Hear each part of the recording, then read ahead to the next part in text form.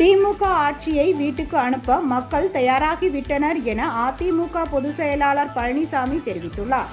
இது தொடர்பாக அவர் வெளியிட்டுள்ள அறிக்கையில், மக்களை காப்போம் தமிழகத்தை மீட்போம் என்ற பெயரில் மேற்கொண்டு வரும் பரப்புரை பயணத்தில் இதுவரை 31 சட்டப்பேரவை தொகுதிகளில் 12.50 லட்சம் மக்களை சந்தித்துள்ளதாகவும், அனைத்து தரப்பினரும் முதல்வர் ஸ்டாலினின் 52 மாத கால திராவிட மாடல் ஆட்சியில் அவர்கள் சந்தித்து வந்த வேதனைகளை எடுத்துரைத்ததாகவும் கூறியுள்ளார்.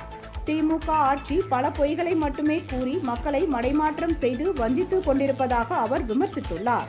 மக்கள் நலனை தள்ளி வைத்துவிட்டு தமிழகத்தை கொள்ளையடிப்பதில் மட்டுமே முதல்வரும் அவரது அமைச்சர்களும் குறியாக இருப்பதாகவும், தான் மேற்கொண்டு வரும் பயணத்தை தவறாக சித்தரித்து ஓர் அறிக்கை மூலம் அமைச்சர் நேரு அவதூறு பரப்பி இருக்கிறார் எனவும் அவர் தெரிவித்துள்ளார்.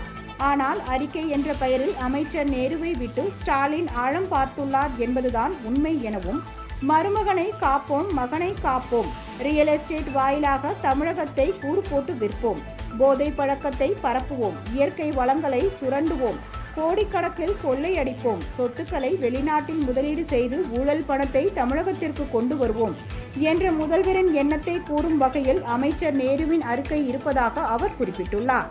முதல்வர் ஸ்டாலின் என்ன மடைமாற்றம் செய்தாலும் தனது எழுச்சி பயணம் தொடரும் எனவும், தவறு செய்த தற்போதைய ஆட்சியாளர்கள் அதற்கு தக்க பதில் சொல்ல வேண்டிய நிலை வரும் எனவும் அந்த அறிக்கையில் எடப்பாடி பழனிசாமி தெரிவித்துள்ளார்.